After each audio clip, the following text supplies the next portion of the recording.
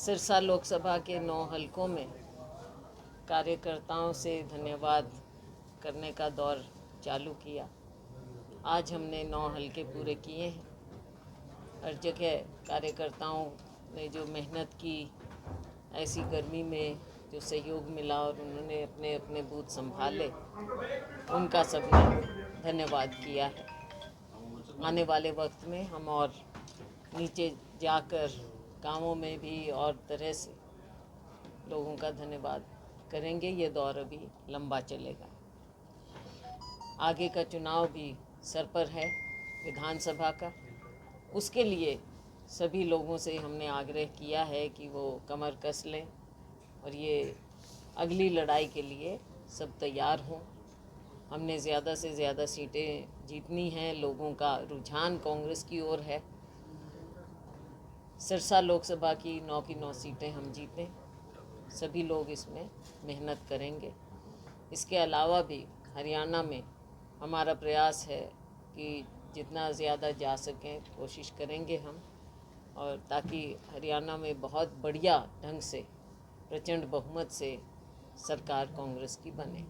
भाजपा से लोग बिल्कुल तंग आ चुके हैं। केंद्र में आपने देखा कि जैसे हमारा नतीजा आया है, बहुत लोगों को भ्रमित किया गया, आखिर तक भ्रमित करते रहे, एग्ज़िट पोल तक भ्रमित करते रहे, लेकिन कहाँ 400, कहाँ 370। असलियत सामने आ गई है। केवल गलत झूठ का प्रोपेगेंडा करने से चुनाव नहीं जीते जाते। लोग सरकार बनाते हैं ताकि उनके काम हो, उनके लिए आगे की सोच हो, आगे बढ़ाने का कार्य हो। युवाओं को रोज़गार चाहिए, बहुत सी बातें होती हैं, लेकिन ये सरकार, केंद्र की सरकार हर तरह से फेल हुई। धर्म को राजनीति में लाने का प्रयास किया, लोगों ने उसे नकारा। एक ब्रांडिंग करने की कोशिश की, लोगों ने उसे नकारा। और यही हाल हरियाणा में भी है। आपने देखा कि ये पहले ही अपनी कमज़ोरी पहचान चुके हैं। मुख्यमंत्री बदला इन्होंने, और अभी भी हरियाणा में ऐसे लगता है कि सरकार नाम की कोई चीज़ नहीं। कौन चला रहा है, कैसे चला रहा है, किसी को मालूम नहीं। इसलिए अगले 3 महीने सभी लोग हम मेहनत करेंगे और हमारी कांग्रेस की सरकार, लोगों की सरकार हम बनाएंगे। मैडम, आज किरण चौधरी बीजेपी ज्वाइन कर गई है। क्या लगता है कि आप भी उनसे जैसे सीनियर लीडर हैं, कांग्रेस में इस तरह की दुर्दशा क्यों रहती है? देखो, किरण चौधरी जी का मैंने पहले भी कहा था, उनके साथ इंसाफ नहीं हुआ, उनकी बेटी के साथ इंसाफ नहीं हुआ। हम चाहते वो कांग्रेस में ही रहना चाहिए था, लेकिन उनके साथ भी बहुत ज़्यादती हुई। अब इस चीज़ को हम कैसे कहें, क्या कहें। उन्होंने फ़ैसला लिया, कांग्रेस में रहते, हम साथ में काम करते तो अच्छा होता। पर अब क्या बोलें, उन्होंने एक रास्ता चुना है, उनको मैं शुभकामनाएं देती हूँ। मैडम, बैक टू बैक ऐसे सीनियर लीडर हैं कांग्रेस के, वो कांग्रेस को अलविदा कह चुके हैं। चौधरी रणजीत सिंह, अशोक तंवर, वीरेंद्र सिंह छोड़ के दोबारा वापस आ गए। दूसरे भी जो सीनियर लीडर हैं वो भी वापस छोड़ गए। देखो, जहाँ तक कि जो वीरेंद्र सिंह की बात है, वो वापस आए हैं, हमें खुशी है। इंसाफ उनके साथ भी नहीं हुआ, किरण जी के साथ इंसाफ नहीं हुआ, कितनों के साथ ऐसा हुआ ये हमने देखा है। लेकिन देखो, पार्टी तभी मजबूत होती है जब साथ मिलकर और साथ जोड़ने का प्रयास होता है। अब अगर ऐसा होगा तो साथ जोड़ने की बजाय, अब मुझे मालूम है कि किरण जी की बेटी वो हमारी प्रत्याशी होना चाहिए थी, लेकिन उनको जिस तरह से उनके साथ बर्ताव किया गया, और उन्होंने मुझे खुद बताया, खुद प्रभारी जी का बर्ताव उनके साथ ठीक नहीं था। ये बातें हैं, बहुत सी बातें हैं। इतने परिवार हैं, इतने लोग हैं जिन्होंने कांग्रेस पार्टी में पूरा योगदान दिया है, लेकिन आगे सबको जोड़ के चलने की बात है। कमज़ोरी दिखाएंगे तो वो हम लोगों की उम्मीदों पर भी पूरा नहीं उतरेंगे। सिर्फ परिवार पोषण से तो बात नहीं बनती ना। लोगों के बीच में जाना, लोगों की सेवा करना, कार्यकर्ताओं का ध्यान करना, ये भी बातें होती हैं। विशेष तौर पर उन्होंने अपने उनका अनुभव है तो उन्होंने लिखा। तो मैडम ऐसे में कैसे सरवाइव कर पाएगी कांग्रेस विधानसभा चुनाव? आप कह रहे हो विधानसभा जनता पीड़ित है, मैं बीजेपी तो से बिल्कुल पीड़ित आपके वरिष्ठ है नेता जा रहे हैं। और विकल्प कांग्रेस पार्टी ही है। लोग देखो, पीड़ित भाजपा से है, विकल्प कांग्रेस ही है। इसीलिए मैंने कहा कि ये इस तरह की बातें हैं, पार्टी के अंदर भी हम इनको और भी बातें हैं जो हम उठाएंगे। सारी बातें प्रेस में नहीं कही जा सकती, कहनी भी नहीं चाहिए, लेकिन पार्टी फोरम में हम और भी बातें हैं जो उठाएंगे। आपने जो मुद्दे उठाए थे कि टिकटों का बंटवारा सही प्रॉपर ढंग से नहीं हो पाया, आपके कांग्रेस के प्रभारी हैं, प्रदेशाध्यक्ष हैं उदय भान, उनका साफ तौर पर कहना है कि कुमारी शैलजा को कुछ शिकायत है तो पार्टी लेवल देखो, वो प्रधान है, वो कहे जो उनको, मेरे को जो कहना था मैं कह दूँ। ये विभाग कुमारी शैलजा बोलती रहेंगी, जो लगेगा कहूँगी। मैडम आपने कहा पार्टी के दायरे में हमेशा हम रहे हैं और पार्टी के बारे में हमको कोई सिखाने लायक मुझे नहीं लगता कोई है पार्टी में। एक आध होगा कोई, लेकिन तकरीबन नहीं है, फिलहाल नहीं है। तकरीबन नहीं है। मैडम किरण चौधरी जिस तरह से पार्टी में हम रहे हैं और पीढ़ियों से रहे हैं, एक दिन भी ना तो पार्टी से बाहर गए और ना सोचा और ना सोचेंगे। लोग सोच के इसलिए बाहर पार्टी में गर्दन ऊपर उठा के चलते हैं हम।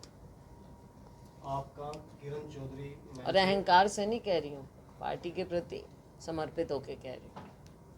आपका किरण चौधरी मैम से अच्छे संबंध रहे हैं, आप भाभी भी उनको कहते रहे हैं, आपने प्रयास नहीं किया कि वो रुके आपकी पार्टी में?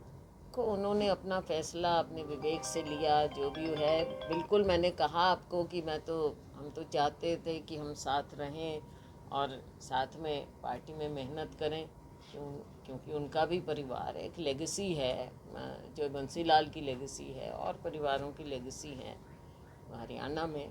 तो इस तरह से एकदम ऐसा होना, बाहर से तो लोगों को पार्टी के अंदर ज्वाइन करवाते रहते हैं कि फलाने को ले लिया, फलाने को ले लिया, नंबर गिने जा रहे हैं, और जो यहाँ के स्तंभ हैं उनको बाहर कर दो। ये तो कोई तरीका नहीं है। इस नुकसान की भरपाई मैडम कैसे करोगे वाणी? अब पार्टी के कार्यकर्ता मिलकर काम करेंगे। बिल्कुल नुकसान तो हुआ, कैसे मैं कहूँ कि नहीं हुआ, जिस तरह से हरियाणा लेकिन में कार्यकर्ता फिर से पार्टी में काम करेंगे, सब जिस तरह करेंगे। से हरियाणा में कांग्रेस खाली होती जा रही है, क्या 24 का सपना पूरा हो पाएगा हरियाणा का? और क्या इस मुद्दे को लेकर क्या आप खाली तो खैर क्या, वो तो बता रहे हैं कि कितने लोगों को पार्टी ज्वाइन करवा ली है। सीनियर लीडर छोड़ के जा रहे हैं? मैडम राज्यसभा के लिए क्या जोड़ तोड़ है? राज्यसभा अब आएगी, अब देखते हैं। मुझे लगता है कि जिस तरह से भाजपा में भी, इंडिपेंडेंट्स भी, दूसरी पार्टियां, इतनी खिचड़ी बन गई आज के दिन हमारे राज्य में सभी पार्टियों की स्थिति।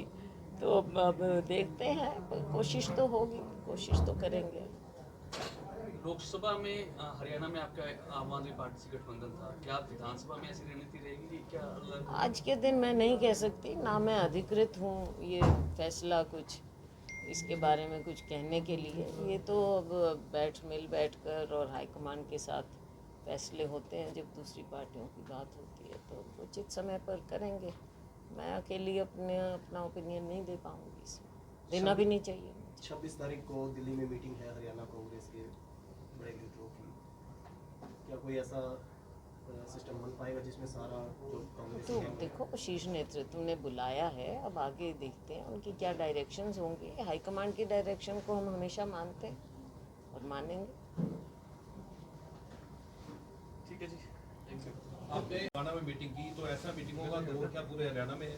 देखो, मैंने कहा जैसा हम हर हलके में हमने धन्यवाद किया है, नरवाना में भी धन्यवाद किया। और नरवाना में क्योंकि उनके एरिया से वो लगता हुआ एरिया है उनका। अब नरवाना तो ऐसी जगह थी जो हम सालों से हार रहे थे, लेकिन इन्होंने मेहनत की और पूरी बागडोर रणदीप जी ने, बल्कि मैं तो बहुत, मेरा टाइम ज़्यादा इधर ही लगा और वहाँ बहुत कम टाइम में दे पाई। और लेकिन उसके बावजूद ऐसी हारी हुई सीट को हम बहुत अच्छे से जीते हैं। तो और जो वीरेंद्र सिंह भी, उनके बेटे भी, इन्होंने सबने टाइम दिया था, किरण जी ने भी यहाँ दिया था, सबका योगदान रहा। तो वहाँ पर धन्यवाद में उन्होंने भी धन्यवाद किया, हमने भी धन्यवाद किया, और बिल्कुल आगे करेंगे, मिलजुल के करते रहेंगे। उसमें क्या बात है, ज़रूर मिलजुल के करेंगे। पार्टी को मजबूत करना है हमने। जो वीरेंद्र सिंह वापस आए हैं कांग्रेस पार्टी में, पार्टी के दिग्गज रहे हैं वो। आपने कहा किरण चौधरी और वीरेंद्र सिंह के साथ बेइंसाफी हुई है, कैप्टन अजय यादव के साथ भी हुई है। कैप्टन इतने अजय बड़े यादव अगर वहाँ से लड़ते गुड़गांव से, तो मुझे लगता है, विश्वास है, वो जीतते। अब देखो बाहरी कैंडिडेट इतने वोट पे आ गए, तो कैप्टन अजय यादव ने तो 5 साल मेहनत की थी वहाँ, तो ये उनके साथ भी नाइंसाफी हुई है। तो ये नाइंसाफी एक व्यक्ति विशेष के कारण हो रही है। अब ये तो आप लोग ज़्यादा विश्लेषण करते हो भाई, हमारे से ज़्यादा आप लोग जानते हो।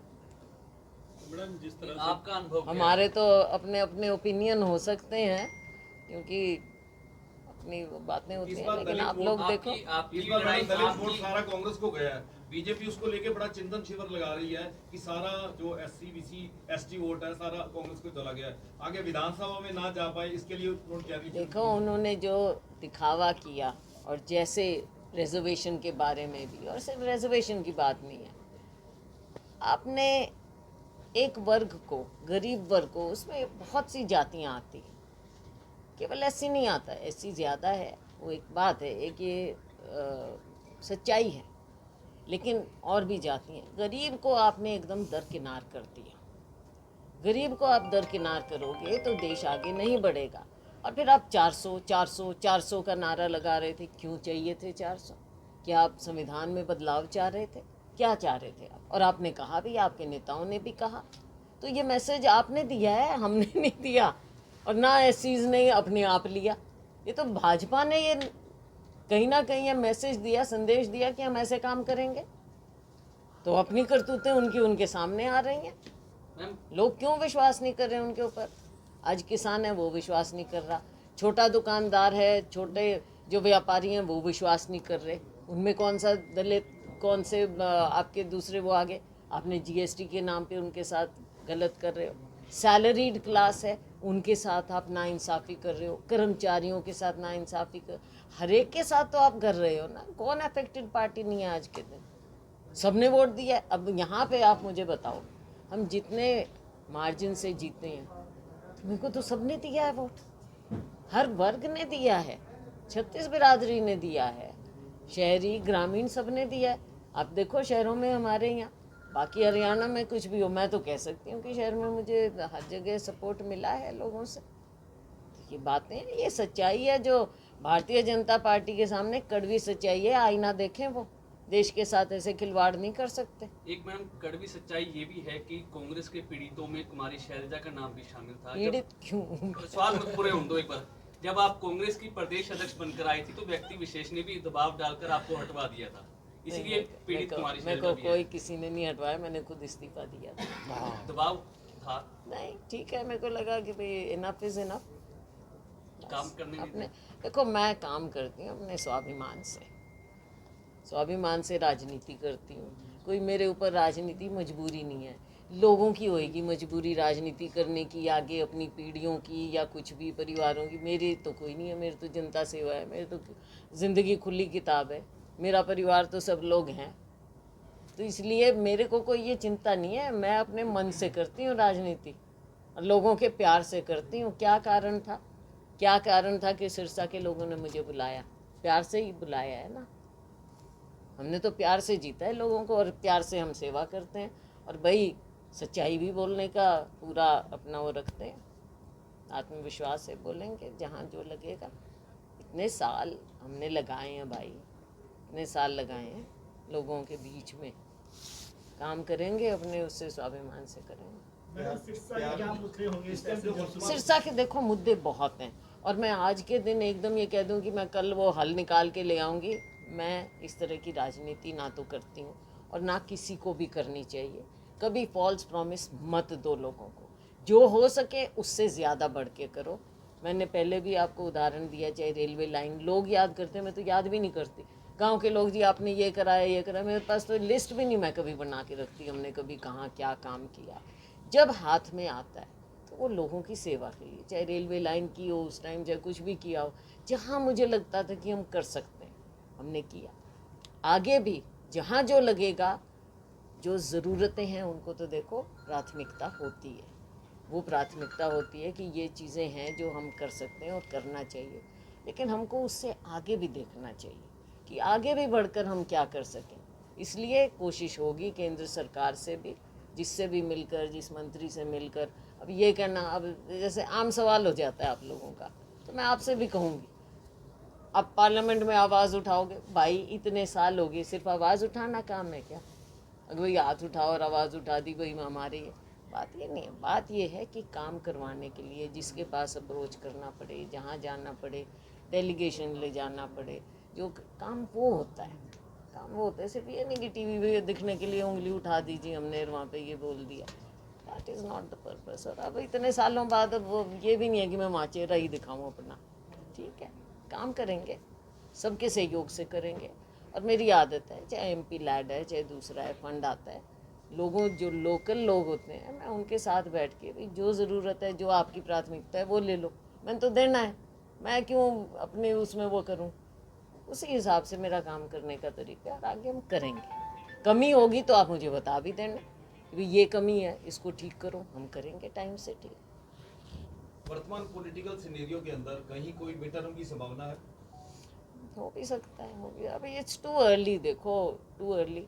अब कितने दिन चलेगी, क्योंकि जो दोनों इनके घटक हैं मेन, दोनों स्ट्रॉन्ग हैं राजनीतिक रूप से, समझदार हैं, तो वो उनके ऊपर डिपेंड करेगा कब क्या। लेकिन कई बार क्या होता है, हालात भी ऐसे बन जाते हैं, कई बार इवेंट्स ओवरटेक कर लेते हैं, इंसान प्लान उस डायरेक्शन में करता है लेकिन बुलावा कोई और आ जाता है। ये चीज़ें हैं, अब टाइम बताएगा, टू अर्ली है।